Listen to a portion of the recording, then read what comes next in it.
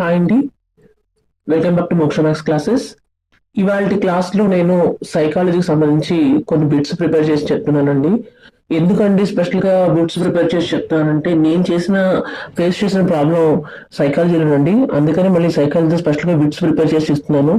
Psychology చదువుతున్న సేపు బానే ఉంది. చాప్టర్ వైస్‌గా చదువుతున్నాము, టాపిక్స్ వైస్‌గా చదువుతున్నాం. అంతా అర్థమవుతున్నట్టుగా ఉంది. మళ్ళీ దానికి సంబంధించి ఏమైనా టెస్టులు రాస్తున్నా, క్వెషన్స్ చూస్తున్నా కన్‌ఫ్యూజింగ్‌గా ఉంటుంది. దానికోసం షార్ట్‌కట్‌గా కొన్ని ఇంపార్టెంట్‌వి తీసుకొని ప్రిపేర్ చేసి చదివితే బాగుంటుంది. ఇంకా బాగా గుర్తుంటుంది. ప్రాబ్లమ్ ఫేస్ చేయాలనే ఉద్దేశంతోటి ఒక 100 బిట్స్ ప్రిపేర్ చేశానండి. ఆ 100 బిట్స్‌లో ఇవాళ మనం ఒక 20 బిట్స్‌ని ఎలా అనేది నేర్చుకుందాము. ఇవి ఒక కీ పాయింట్స్ లాగా మనకి ఏదైనా లెసన్ గానీ, చాప్టర్స్ గానీ నేర్చుకోవాలంటే మనకి కీ పాయింట్స్ ఎలా ఉపయోగపడతాయో, అలా కీ బిట్స్ లాగా ఇవి మనకి బాగా గుర్తుపెట్టుకోవడానికి ఉపయోగపడతాయి. ఆ ఉద్దేశంతో నేను ఒక బిట్స్ ప్రిపేర్ చేయడం జరిగింది. చాలా మంది ఫేస్ చేస్తారు ఈ ప్రాబ్లమ్ సైకాలజీలో. చదువుతూ ఉంటాం. చదువుతున్నప్పుడు అర్థమవుతున్నట్టుగా ఉంటుంది. కానీ మళ్ళీ దానికి సంబంధించిన క్వెషన్ వచ్చినప్పుడు కన్‌ఫ్యూజ్ అయిపోతాం. ఈ ఆన్సరా? ఇది ఆన్సరా? అనేది తెలియకుండానే పెట్టేస్తాం. దానికోసం బాగా బండు కుట్టులో పెట్టుకొని బాగా ప్రిపేర్ అవ్వటం కోసం నేను ఈ యొక్క బిట్స్‌ని ప్రిపేర్ చేయడం జరిగింది. ఓకేనా? ఒకసారి చూసుకుందాము ఏమేమి ఉన్నాయని. డైలీ ఒక 20 బిట్స్ అలా ప్రిపేర్ అవుతూ ఉంటే మనం బాగా గుర్తుపెట్టుకుంటూ ఉంటాము. చూడండి, అందులో మొదటి బిట్టు పెరుగుదల అంటే ఏంటి? పెరుగుదల, పెరుగుదల, పెరుగుదల అంటే దేనికి సంబంధించింది? పెరుగుదల అంటే ఇదొక పరిమాణాత్మక మార్పు. పెరుగుదల అంటే ఒక పరిమాణాత్మక మార్పు. ఓకే, బాగా గుర్తుపెట్టుకొని అడుగుతారు కింద పెరుగుదల అంటే ఏంటని ఒక ఏబిసిడి అని 4 ఆప్షన్స్ ఇస్తారు. మన 4 ఆప్షన్స్ చూడంగానే మనం కన్ఫ్యూజ్ అయిపోతాం. కాబట్టి బాగా గుర్తుపెట్టుకోసం షార్ట్ కట్ లో మనం ఈ ప్రిపేర్ చేసుకోవడం జరిగింది. వికాసం అంటే ఏంటి? వికాసం అంటే గుణాత్మక, పరిమాణాత్మక మార్పు. అంటే పరిమాణంలో మార్పు తెలియాలి, వాళ్ళ యొక్క గుణంలో కూడా మార్పు తెలిస్తే దాన్ని వికాసం అంటాము. పరిపక్వత అంటే ఏంటి? పరిపక్వత అంటే సహజ జీవ సంబంధ ప్రక్రియ. పరిపక్వత అనేది సహజ జీవ సంబంధ ప్రక్రియకి సంబంధించింది. వికాసం ఎలాంటి ప్రక్రియ? వికాసం అంటే ఇందాక బిట్ చెప్పుకున్నాం, గుణాత్మక ప్లస్ పరిమాణాత్మక మార్పు ఉంటే దాన్ని వికాసం అంటాము. గుణాత్మక ప్లస్ పరిమాణాత్మక మార్పు ఉంటే దాన్ని వికాసం అంటారు. దానికి సంబంధించి అది ఎలాంటి ప్రక్రియ? అది నిరంతరం జరుగుతూనే ఉంటుంది. అంతే కదా, మనిషిలో మార్పులు జరుగుతూనే ఉంటాయి కదా. వికాసం, పెరుగుదల నిరంతరం జరుగుతూ ఉండే ప్రక్రియ. ఓకే, తర్వాత తల నుండి కాళ్ళ వరకు వికాసం ఏ సూత్రాన్ని తెలియజేస్తుంది? తల నుండి కాళ్ళ వరకు శిరోపాద సూత్రం. తల, శిరం, కాళ్ళు, పాదం, శిరోపాద సూత్రం. తల నుండి కాళ్ళ వరకు వికాసం ఏ సూత్రాన్ని తెలియజేస్తుందంటే శిరోపాద సూత్రాన్ని తెలియజేస్తుంది. ఓకేనండి, ఫస్ట్ బిట్స్ కంప్లీట్ అయిపోయినాయి. మళ్ళీ ఒకసారి చూడండి, జాగ్రత్తగా గుర్తుపెట్టుకోండి. పెరుగుదల అంటే ఏంటి? పరిమాణాత్మక మార్పు. వికాసం అంటే గుణాత్మక ప్లస్ పరిమాణాత్మక మార్పు. పరిపక్వత అంటే ఏమిటి? సహజ జీవ సంబంధ ప్రక్రియ. వికాసం ఎలాంటి ప్రక్రియ? ఇదొక నిరంతర ప్రక్రియ. తల నుండి కాళ్ళ వరకు వికాసం ఏ సూత్రాన్ని ఫాలో అవుతుంది? శిరోపాద సూత్రం. నెక్స్ట్, కేంద్రం నుండి పరిధి వైపుకు వికాసం ఏ సూత్రాన్ని తెలియజేస్తుందని చెప్పిన వారు. కేంద్రం నుండి పరిధి వైపుకు వికాసం ఏ సూత్రం? ఏంటిది? కేంద్రం నుండి పరిధి వైపుకి ఏ సూత్రాన్ని పావుతుంది? ప్రాక్సిమో డిస్టల్. ప్రాక్సిమో డిస్టల్. కేంద్రం నుండి స్టార్టింగ్ నుంచి పరిధి వైపు అంటే బోర్డర్ దాకా ఏ వికాసానికి సూత్రాన్ని సంబంధిస్తుందంటే ప్రాక్సిమో డిస్టల్. శిశు వికాసానికి అసలు కారణాలు ఏంటి?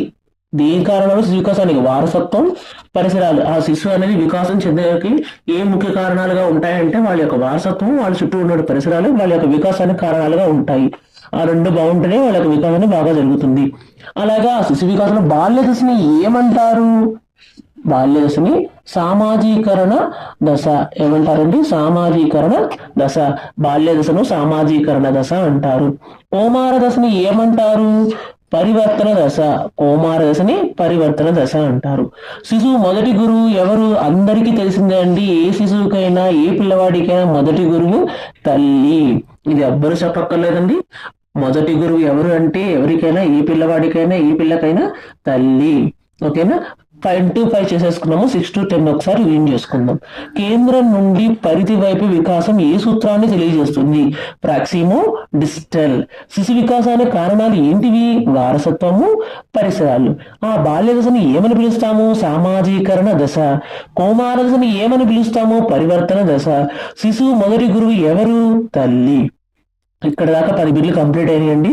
ఈ విధంగా మనం షార్ట్ కట్ లో రాసుకుంటే మీకు చాలా హెల్ప్ఫుల్ గా ఉంటుంది. మనం చదువుతాం, బాగా ప్రిపేర్ అవుతాం. ప్రిపేర్ అయినప్పటికీ కూడా ఆ చదివే టైంకి బాగా అన్ని తిరిగినట్టుగా అనిపిస్తాయి.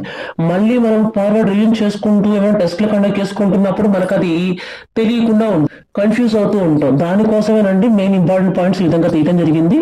తర్వాత జ్ఞానాత్మక వికాస సిద్ధాంతకర్త ఎవరు? పియాజే. చాలా ఇంపార్టెంట్ అండి. జ్ఞానాత్మక వికాస సిద్ధాంతకర్త ఎవరు? పియాజే. పియాజేలో వికాస దశలు ఎన్నున్నాయి? 4. పియాజే గారు వికాసలు ఎన్నని చెప్పారు? 4. జ్ఞానాత్మక జ్ఞానాత్మక వికాస సిద్ధాంతకర్త ఎవరు అంటే పియాజే. పియాజే గారి సిద్ధాంతాలలో మనకి ఎన్ని దశలు ఉన్నాయి? వికాస దశలు 4. ఓకే. తర్వాత సెన్సరీ మోటార్ వయస్సు ఎప్పుడు ఉంటుంది? సెన్సోరీ మోటార్ వయసు 0 to 2 సంవత్సరాల మధ్యలో దాన్ని సెన్సోరీ మోటార్ వయసు అని అంటాము. ప్రీ ఆపరేషనల్ వయసు ఎప్పుడు ఉంటుంది? 2 to 7 సంవత్సరాలు ప్రీ ఆపరేషనల్ వయసు అంటాము. కాంక్రీట్ ఆపరేషనల్ వయసు ఉంటుంది 7 to 11 సంవత్సరాలు. ఫార్మల్ ఆపరేషనల్ వయసు ఎంత ఉంటుంది? 11 సంవత్సరాలు. జాగ్రత్తగా గుర్తుపెట్టుకోండి. జ్ఞానాత్మక వికాస సిద్ధాంతకర్త వచ్చేసి పియాజే. పియాజే గారు వికాస దశలు 4 ఉన్నాయి. అందులో మనకి మెయిన్ థింగ్స్ పాయింట్స్ వచ్చి చూడండి. సెన్సరీ మోటార్ వయసు 0 నుంచి 2 సంవత్సరాల మధ్యలో ఉంటుంది. ప్రీ ఆపరేషనల్ వయసు వచ్చి 2 to 7 సంవత్సరాలు ఉంటుంది. కాంక్రీట్ ఆపరేషనల్ వయసు వచ్చి 7 to 11 సంవత్సరాలు ఉంటుంది. ఫార్మల్ ఆపరేషనల్ వయసు వచ్చి 11+ సంవత్సరాలు. 11 తర్వాత సంవత్సరాలు కూడా ఫార్మల్ ఆపరేషనల్ వయసు ఉంటుంది.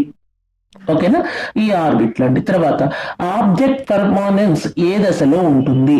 ఆబ్జెక్ట్ పర్మానెన్స్ ఏ దశలో ఉంటుందంటే సెన్సోరీ మోటార్. ఆబ్జెక్ట్ ఇది అని గుర్తుపెట్టేది ఎక్కడంటే 0 to 2 సంవత్సరాల మధ్య సెన్సోరీ మోటార్ వయసు. ఆ వయసులో ఆ దశలో ఆబ్జెక్ట్ పెర్ఫార్మెన్స్ అనేది దశలో ఈ సెన్సోరీ మోటార్ ని యూజ్ చేస్తారు. ఎకోసెంట్రిజం ఏ దశలో? Egocentrism pre operational. Object performance sensory motor దశలో ఉంటుంది. ఎకోసెంట్రిజం అనేది ప్రీ ఆపరేషన్ దశలో ఉంటుంది. తర్వాత సోషల్ కన్స్ట్రక్టివిజం ఎవరిది? వైగోట్స్కీ. సోషల్ కన్స్ట్రక్షన్ నేర్పించామండి వైగోట్స్కీ. జెడ్పీడి ఎవరిది? వైగోట్స్కీ. ఇది కూడా చాలా ఇంపార్టెంట్ అండి. జెడ్పీడీలో కూడా చాలా బిట్స్ మనకు వస్తాయి. సోషల్ కన్స్ట్రక్టివిజం చేసింది వైగోట్స్కీ. ఆ జెడ్పీడి ఎవరిది? వైగోట్స్కీ. ఈ విధంగా ఇవాళ క్లాస్ లో మనం ఒక 20 బిట్లు రివిజన్ చేసుకుంటున్నాము. 20 బిట్లు డైలీ 20 బిట్లు చేసుకుంటూ వెళ్తే బాగా గుర్తుపెట్టుకోవడానికి ఈజీగా ఉంటుంది. అంటే ఫస్ట్ మీరు లెసన్ అంతా ప్రిపేర్ అవ్వండి. లెసన్ అంతా ప్రిపేర్ అయిపోయిన తర్వాత మళ్ళీ ఆ లెసన్ సంబంధించి ఒక 20 రీరివిజన్ చేసుకుంటూ ఉంటే బాగా గుర్తుండడానికి ఉపయోగంగా ఉంటుంది. మళ్ళీ ఒకసారి చూద్దాం చూడండి. పెరుగుదల అంటే పరిమాణాత్మక మార్పు, వికాసం అంటే గుణాత్మక ప్లస్ పరిమాణాత్మక మార్పు, పరిపక్వత అంటే సహజ జీవ సంబంధ ప్రక్రియ, వికాసం ఎలాంటి ప్రక్రియ అంటే అదొక నిరంతర ప్రక్రియ, తల నుండి కాళ్ల వరకు వికాసం ఏ సూత్రము అంటే శిరోపాద సూత్రం, కేంద్రం నుండి పరిధి వైపు వికాసం ఏ సూత్రం అంటే ప్రాక్సిమోడిస్టల్, శిశు వికాసానికి కారణాలు వారసత్వం పరిసరాలు, బాల్య దశను ఏమంటారు అంటే సామాజీకరణ దిశ, కౌమార దశను ఏమంటారు అంటే పరివర్తన దిశ, శిశువు మొదటి గురువు ఎవరంటే తల్లి, జ్ఞానాత్మక వికాస సిద్ధాంతకర్త పియాజే వికాస దశలు 4, సెన్సరీ మోటార్ వయసు వచ్చేటికి 0 to 2 సంవత్సరాలు, ప్రీ ఆపరేషనల్ వయసు వచ్చేటికి 2 to 7 సంవత్సరాలు, కాంక్రీట్ ఆపరేషనల్ వయసు వచ్చి 7 to 11 సంవత్సరాలు, ఫార్మల్ ఆపరేషనల్ వయసు వచ్చి 11+ సంవత్సరాలు. ఇవి బాగా గుర్తుపెట్టుకోండి. 0 to 2, 2 to 7, 7 to 11, 11+ ఆర్డర్లు ఈ నెంబర్స్ గుర్తుపెట్టుకోండి. ఈ పేరు కూడా గుర్తుపెట్టుకోండి. సెన్సరీ మోటార్, ప్రీ ఆపరేషన్లు, concrete operation, formal operation. Object permanence ఏ దశలో ఉంటుంది? సెన్సరీ మోటార్ దశలో వయసు 0 to 2 సంవత్సరాలు ఉంటుంది. ఆబ్జెక్ట్ పెర్ఫార్మెన్స్ ఉపయోగించాము. ఎగోసెంట్రిజం అనేది ప్రీ ఆపరేషన్ ఉపయోగించాము. 2 to 7 సంవత్సరాలు ఉంటుంది. తర్వాత సోషల్ కన్స్ట్రక్టివిజం ఎవరు సంటారు అంటే వైగోట్స్కీ. జెడ్పీడి ఎవరిది? వైగోట్స్కీ. ఓకేనండి. మీకు క్లాస్ నచ్చైతే లైక్ చేయండి, షేర్ చేయండి, సబ్స్క్రైబ్ చేయండి. Thank you.